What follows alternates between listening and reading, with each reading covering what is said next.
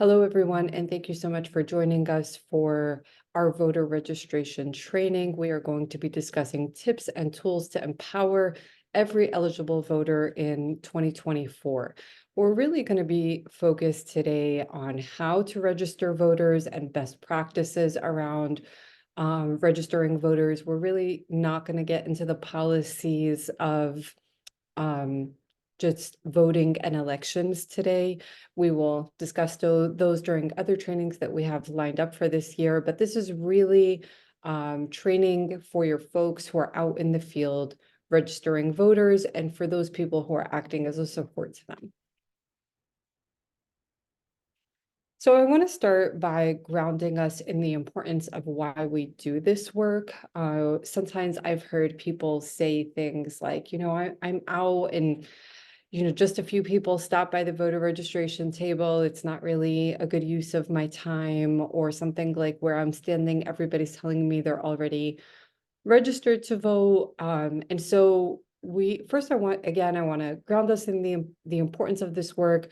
The rest of this training will really give us the tips and tools to be able to make the most of our time when we are out and making sure that we are reaching voters that actually need our support and our help. But also, this is an important opportunity to remind people about when election day is, what's on the ballot, the options they have, and how to cast their ballot. It's not just about registering people to vote. Being out in the community and having a presence in the community, reminding them of the election to come, is a really important act in and of itself. Also, always please check your bias at the door and assume that you should start from scratch when it comes to voter education. As an example, we just had a primary election in Ohio, and most people did not even realize that there was a primary election. So there still is a long way to go in terms of educating the general public about elections and voting. Remember that for many communities, securing the right to vote has been a long fight throughout the history of our country, and that the history of laws designed to suppress voting along racial lines continues until this day. But it looks like policies that are masked as measures to make our elections more secure. Know that we absolutely reject the premise that our electoral system must be made more exclusive in order to be made more secure. No matter your race, gender, ethnicity, ability, or anything else, every eligible voter should be able to register to vote and cast their ballot without undue burden. And it's our mission to help eligible voters overcome those obstacles that they face in making their voices heard. It is not a coincidence that low-income and young voters are registered to vote at substantially lower rates. These voters not only care, but they have more to care about because bad policy disproportionately affects them. Low-income and younger Americans often don't know how to navigate the labyrinth of rules and regulations around voting and elections. And we really need to make sure that we are reaching those voters, again, that need us the most. Remember that the more voters that we register, the more voters turn out on election day, the more voters even that we just remind that there's an election day coming up, the more voters turn out on election day. And finally, getting out in the community and having face-to-face conversations with new people is the best way to grow your league. You can absolutely have membership materials on your table when you register voters, and even information about educational events. Just remember that you can't do any advocacy when you are tabling for voter registration. So we're going to talk about a few different things today, and we're going to get into these things in detail. But basically, the main methods to register voters is through high traffic canvassing, door-to-door canvassing, and community outreach. High traffic canvassing is when you are going to areas in which there is high foot traffic and you're having conversations with people as they pass by. This is a really efficient way to have a lot of conversations in a short period of time. When you go door-to-door canvassing, this can be targeted or it can be a blind knocking campaign. And we at the League of Women Voters of Ohio have the ability to help our members with a targeted campaign. So if that is something that you're interested in doing, we can for example, get a list of voters or potential voters that are not registered to vote in a certain neighborhood, and you could target those doors to go talk to them about registering to vote. Um, and then community outreach is when you are registering voters through existing groups and organizations within your community. Again, we will talk about this more, but you're basically going to be working with other groups, churches, schools, or other community groups in your neighborhood or in your community to get people out to register and vote. So, methods to register voters. The first thing that is really helpful to do is create a calendar of events and best times to do that. Sit with your group of people, like sit with your voter service team and ask them, ask yourselves questions like, when is the best bus stop the busiest? When is the mall parking lot the busiest? When is the ice cream shop visited the most? There are definitely prime places to stop and register voters, but also those prime places have prime times. So make sure that you are there during those prime times. A good way to know about events happening in your community can be through the local newspaper or visiting community websites. I feel like the most effective way actually to know about things going on in the community is through certain social media web pages. So I know that in my community where I live, there's the it's called Dublin Moms in the Know like Facebook page, and so much stuff is posted on there about everything that's going on in Dublin. There's another one that has to do with the local schools. School parents are subscribed to this page. They're signed up to get notices to this page, and anything that's going on in relation to the school, Board of Ed meetings, any kind of events or anything like that, or are shared here or posted here, people comment on them. Those are really helpful, great ways to know about what's going on in the community.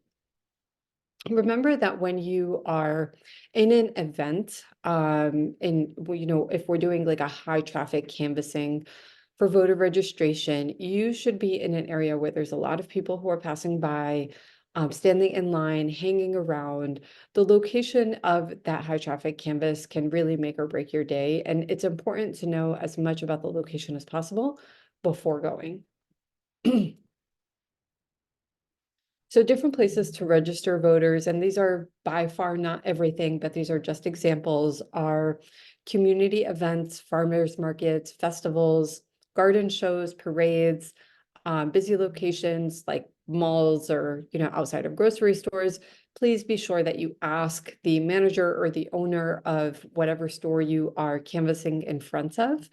Um, Also, young and transient neighborhoods are really important because those are the people, again, like every time a person moves, they need to update their voter registration. People are often not aware of that. And so it's great to visit places where it tends to be like a young neighborhood. Like a college campus, for example, you're going to find both young and transient people that will be in need of registering to vote and updating their voter registration.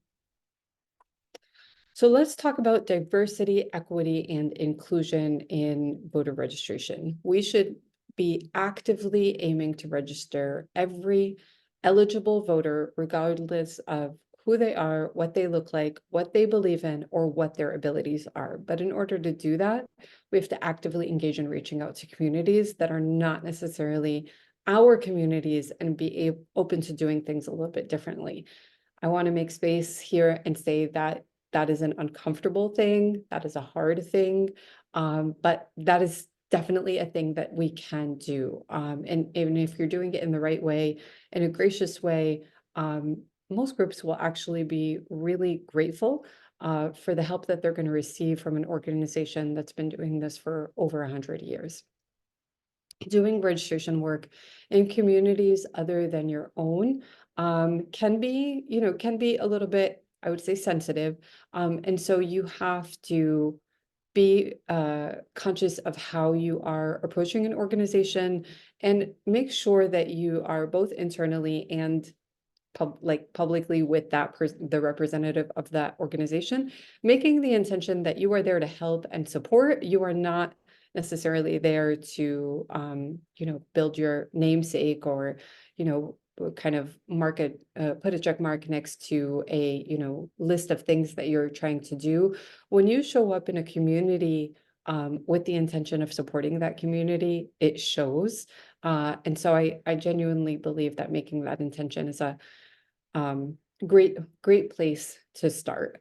And know that you might be asked to do things a little bit differently than you're normally used to doing them. And so, for example, I'm Muslim, and I can tell you, for example, if you showed up to do voter registration at an Islamic center, they might ask you to pair up with somebody from the community, and that's actually going to be really helpful for you because it's going to give you legitimacy. So if you're at a public event or a fair and you are clearly not from that community, going along with those suggestions, or you might even want to ask for suggestions, how can we make this a successful event for your community where we can register more voters? It might be pairing up with somebody from that community. It might be not you doing it at all. It might be that they're going to ask you to train other people in the community to do the voter registration, so that and that's a great and wonderful thing to do for us as the League of Women Voters, to be taking the knowledge and the tools and the experience that we have and sharing that with other communities that are in need of them. So just know again that it might be a little bit different than the way that you are normally used to doing things. Come prepared. So when you go register voters, you're going to be outside for a long period of time. And we're going to go through 2 slides that are a suggested list of things to think about taking. You don't need to take all of them, and this might not even be inclusive of everything you feel like you need to take. There might be more things, but here are some things that you definitely should think about. A tent. Again, try to make sure that your volunteers are comfortable, that you are comfortable, so that you are not in a rush to get out of there. A tent is something that's going to cost you money. Obviously, it's an investment. Know that voter registration is really the core of what we do at the League of Women Voters. And so it's anything that you spend in the way of strengthening your voter registration program is a worthy investment. Voter registration forms, obviously, absentee ballot applications. We've talked about this before, but as a reminder, you can have absentee ballot applications on your table and you can collect those on behalf of people. So it's a great thing, especially on college campuses, when you are registering voters or updating registration in nursing homes or something like that, where again, people who have not, maybe they need to update their voter registration, but also that they are not necessarily it's going to be easy for them to vote in person. Like again, people who live with disabilities, people who are older, people who are students, it's a great idea to bring these forms and notify them, hey, don't be passive. Make sure that you are saying, hey, would you like to fill out an absentee ballot application so that you can vote by mail? And they might have some questions about that because they might not necessarily know what that is if they haven't done that before. But you are educating people about this additional option to vote, and you are making that easier for them, delivering that thing to them, for them to the Board of Elections.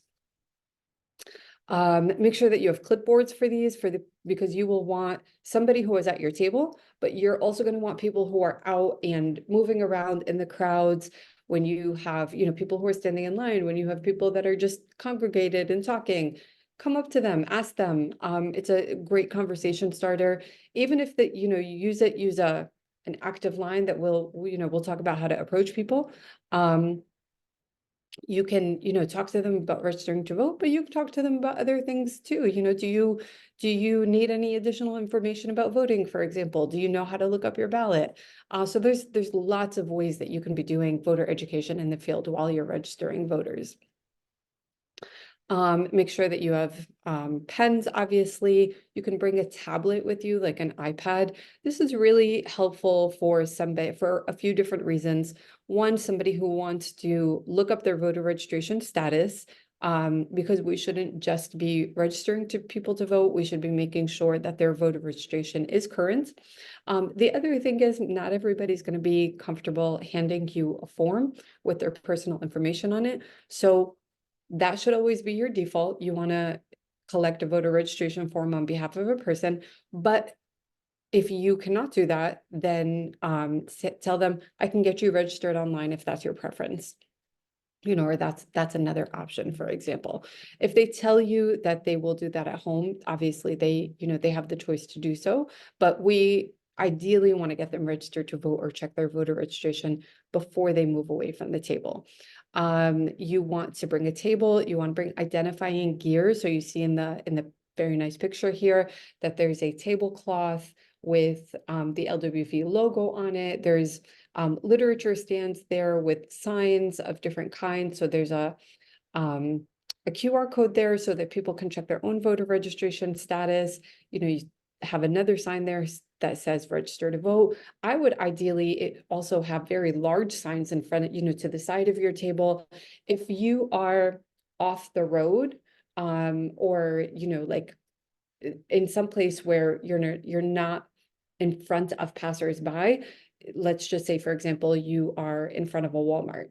I would say if even if you have a very big sign, you can put a sign at the entrance of the Walmart parking lot that says registering voters today, for example, check your voter registration status at our table, something along those lines. Again, have these signs like sturdy signs, big, huge posters made, and they're there to keep for, for the season at least. So it's a good investment. Um, and make sure to bring snacks and water and things like that to make sure that you are comfortable at your table. Again, more things to come prepared. People love swag, like buttons, pens, stickers, things like that. Definitely draws people to the table. Know that you cannot register people in exchange for a gift. So whatever you have on your table, whether it's swag or whether it's like, Hershey Kisses or candies or something like that, it has to be available to everyone that is passing by. It cannot just be for the person who registers to vote. We mentioned roving canvassers should have clipboards. They should also be wearing t-shirts and buttons to identify them.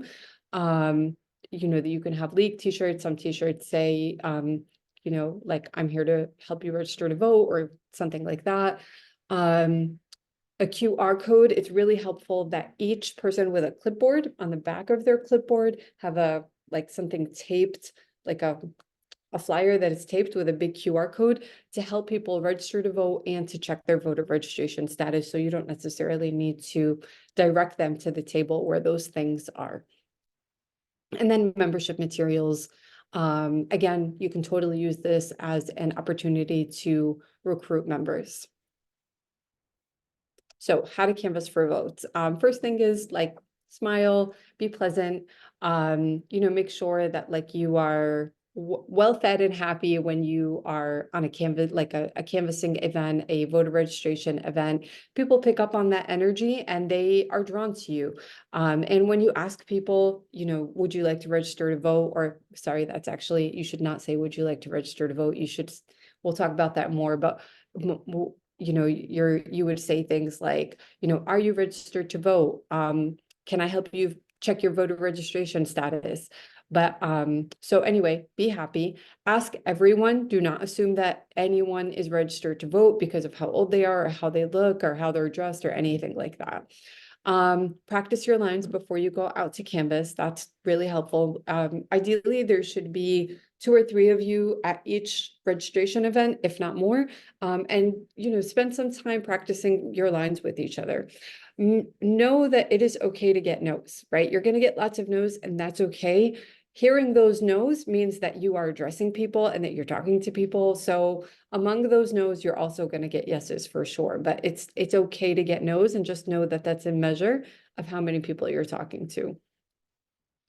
Make sure to approach people who are like groups and stragglers that are just hanging out. It's a great way to talk to people, and just talk to them generally about voting in elections. But also, you've kind of you've caught them. They're not moving in a direction in a rush to get somewhere.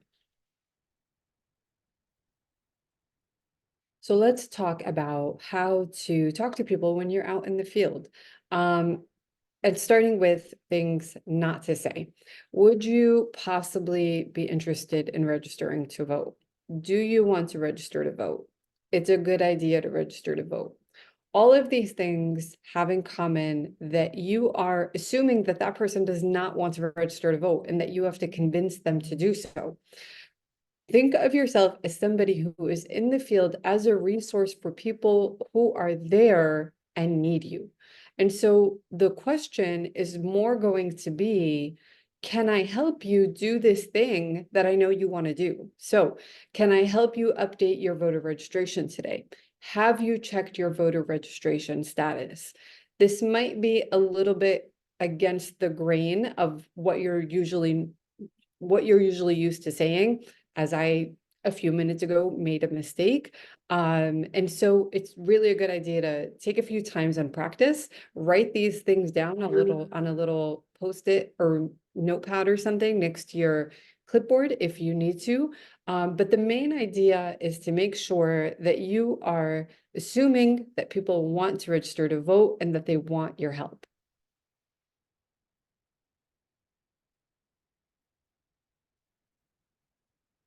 So for voter service leaders, things to think about doing before the event, or rather that you should be doing before the event and after the event. Again, train, prep, practice, and make sure that you have enough volunteers. I would suggest really at least minimum two. You should have a person at a table and a person out in the field.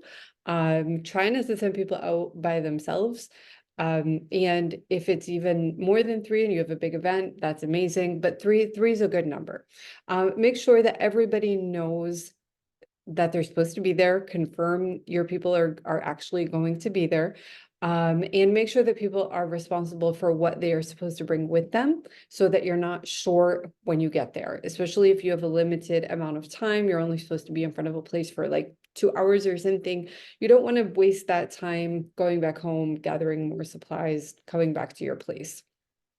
After the event, debrief with your group and talk about what went well and what didn't go well, and update your script or update your supplies, or all of the training that we're doing here today, everything that we're talking about are guidelines and best practices and tips. They're not absolute rules, and things are certainly going to differ from different places, different local leagues, the different communities that you're serving. These are all really just guidelines to go by. What you're really going to look at is after each of your events, what went well, what didn't go well, and amend whatever you're doing based on that. So let's talk about the mechanics of voter registration. Who is eligible to vote?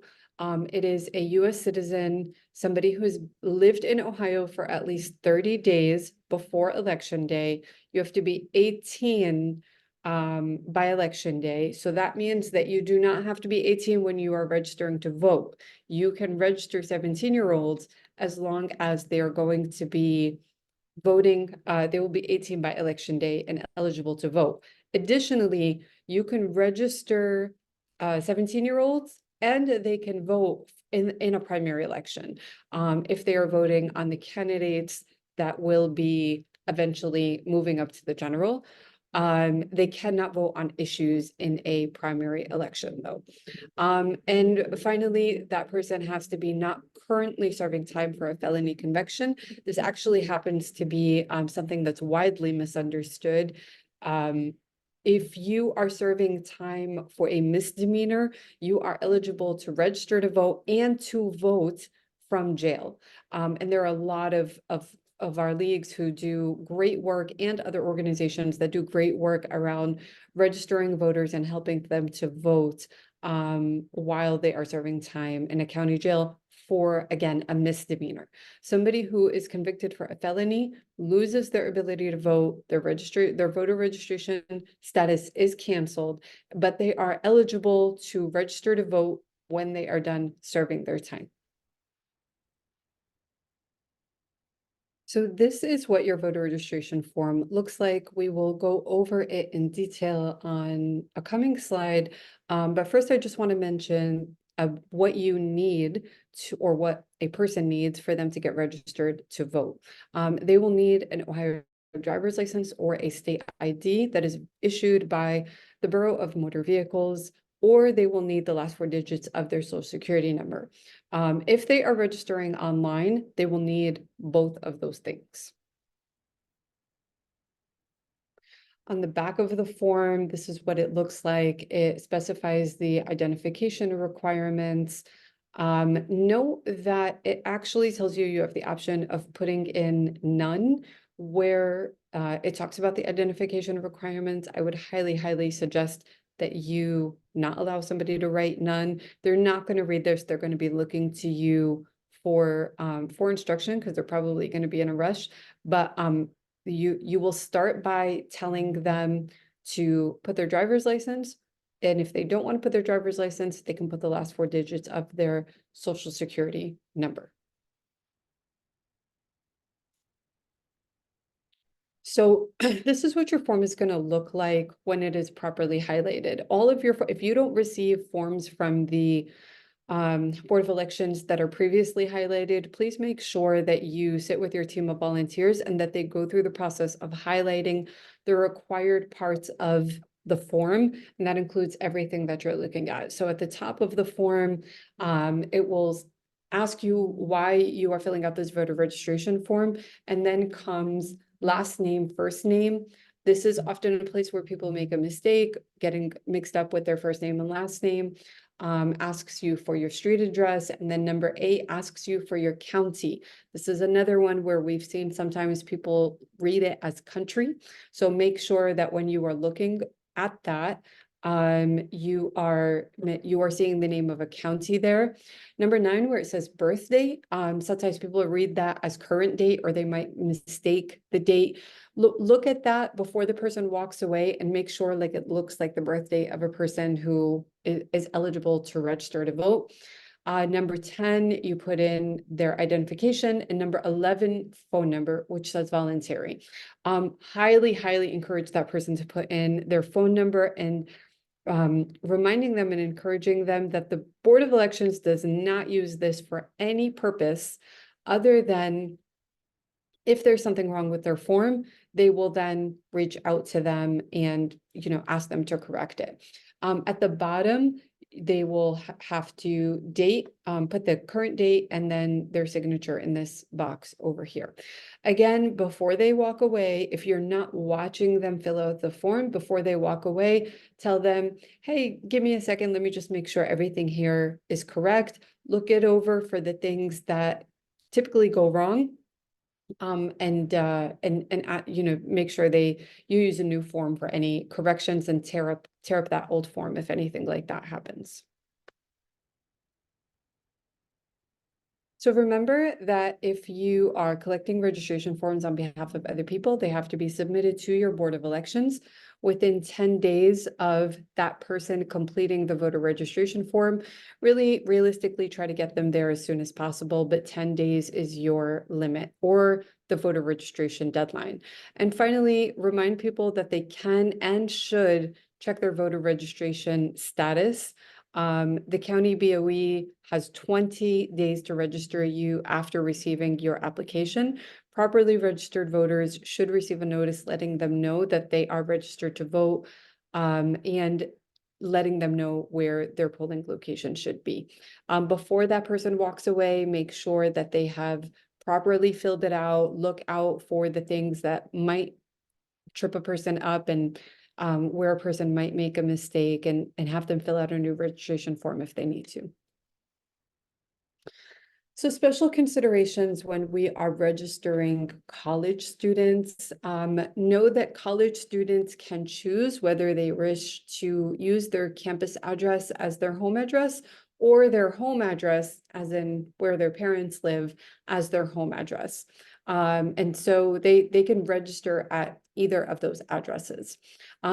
We advise them to apply and vote by mail if they do not have an Ohio license. And the reason for that is if somebody is coming from out of state and they have a Michigan license or a Pennsylvania license, getting a new ID is going to cancel out their old license. And sometimes people don't know that. And oftentimes these students will go get just a photo ID, not a driver's license, because those are free, thinking that their original driver's license from their home state is still valid. It's not valid. And that can get them into trouble. So we want to avoid that. The other thing is college students have hectic schedules and they don't necessarily know where they're going to be on election day. So let them know that that is a good option for them and that they should submit their absentee ballot application forms as soon as possible. So let's talk about how we can assist voters. Again, forms must be returned within 10 days. The voter registration form, there is no deadline for the absentee ballot application other than the 7 days before election day. However, we highly encourage you to get those in as soon as possible, ideally before the start of early voting. You can help fill out the information in either of those forms, except for the signature box. If it requires a signature, then the person who's registering or filling out the form has to put their own signature. If the voter is unable to sign their own name, have them write an X on the signature line or the closest they can to a mark on that signature line, and then you will print your own name underneath, which is an affirmation that you witnessed their signature and their desire to register to vote. So every voter should be asked by their local league, may we send you a reminder to vote on election day? What we really want to encourage people to do, rather than just registering voters, is to make sure that people are getting out to vote on election day. And if we don't have people's information, then we can't do that. So when we go out to register to vote, I really want you to think of your voter registration events as a voter registration program, and that you are building a program in which there's a multi-step process. We are registering people to vote, and then we are providing them with the information they need to get out and vote. So when people hand you a voter registration form, ideally we want to keep the information on that voter registration form, but we have to ask their permission first. So we can do that by saying, may we send you a reminder to vote on election day? And if they say no, you can make a mark at the top of their voter registration form, not where they are filling out their information. So you can an agreed upon sign. So something like, an X or something like that, signifying to you that you cannot keep this person's information. But by collecting this information, by collecting this data, it helps ensure that people are registered to vote. So we can take that information, look it up later, and make sure that that person actually got registered to vote. We can remind people of important election information. We can ensure that people received their absentee ballot on time. And we can reach out to them, asking them if they need help voting. And in order to do that, this is the information that we're going to need. So what we suggest doing is two things. One, keeping those voter registration forms, and then immediately afterwards, have a team of people who are taking that information and putting it into a spreadsheet with, again, column by column, this is the information that you're collecting before you submit it to the Board of Elections. If you feel like you don't necessarily have time to do that before the 10 days and you just want to get those forms in as soon as possible, you can scan this information, scan all the voter registration forms, like a mass scanning, And you can then have the time to input that information into a spreadsheet later on. This is a really great way to make use of volunteers who might not be able to be out in the field registering people to vote. This is a really great way to engage people and their skills. To give you an example of how we use this data, I was working with another group that collected this data, and they also were not only registering people to vote, but they were collecting absentee ballot applications from students. And so in the weekend before election day last year, assuming all of those numbers were cell phone numbers because they're students, I texted everyone from a Google phone number, and I asked them in better language, hey, we know you requested an absentee ballot to vote. Did you get your absentee ballot and did you return it? And based on their answer, we were then able to counsel them if they didn't receive their ballot or if they didn't return it on time, what their next step should be in order to get their vote counted. Now, if it is beyond your league's capacity to do all of this work, reach out to us, to the state league, and see how we can help you do that. So for example, if you are able to put this information into a spreadsheet, share it with us, and we very easily have the capacity to communicate with those people on an ongoing basis, to remind them to, have the information they need and check registration dates and things like that.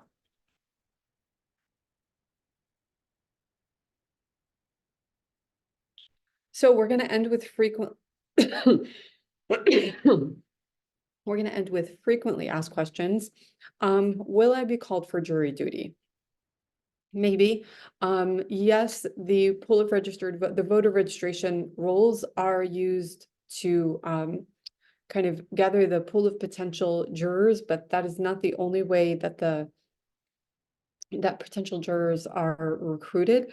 And so that just because you are registered to vote doesn't necessarily mean that you're going to be called to jury duty. And just because you're not registered to vote doesn't mean that you aren't going to be called for jury duty. Can a student register to vote if they have an out-of-state driver's license? Absolutely. A student may register to vote in the county where the school is located, as long as the student considers that campus to be their permanent home for the time being. Can a person who is housing insecure register to vote? Yes. Individuals who regularly stay at a shelter or other location where they intend to return may list that location as their residence on the voter registration form. They should ask permission. So many shelters, churches, things like that, they will allow you to use their residence or their address rather, as their residence for a voter registration form for people who are housing insecure. You can also use a family member or something like that if a person is not situated and doesn't necessarily know where they're going to be living on election day. Do I need to re-register if I moved or changed my name? Yes, you do. You need to update your new address or change your name with the Board of Elections before the voter registration deadline. I haven't voted in a while. Do I need to re-register? Maybe. You should only be removed from the voting rolls if you have moved or not voted in 6 years, but that is not fail-proof. Sometimes mistakes happen. You should check your voter registration status before every election is what we tell every voter. And if you are registered to vote, but it's been more than 4 years, you should re-register just in case. Who can conduct voter registration drives? So there are no restrictions on who may accept voter registration forms on behalf of others, except that felons who have not yet completed their sentence or obtained final release from parole or probation may not assist with voter registration. Are there things that I shouldn't do? Do not offer anything of value to a person in exchange for their voter registration. If you are offering something, then it has to be to everyone that wants it. Who can conduct voter registration drives? We went over that, and so we'll skip right to the last one. Can someone register to vote if they do not have a photo ID? Yes, they can. But if somebody tells you that they don't have a photo ID, you should definitely suggest to them that they secure a photo ID from the Bureau of Motor Vehicles as soon as possible, unless they are a student, and they want to keep their out-of-state license. Otherwise, securing that photo ID, make sure that they maintain the option of voting in person. Vote Riders is an organization that specializes in helping secure IDs for the purpose of voting. So if a person needs help getting to the BMV, or if they need help securing documentation for the purpose of getting a photo ID, they can help with all of those kinds of things. And this is where we end. Of course, you can always reach out to us with any questions that you have, and thank you very much.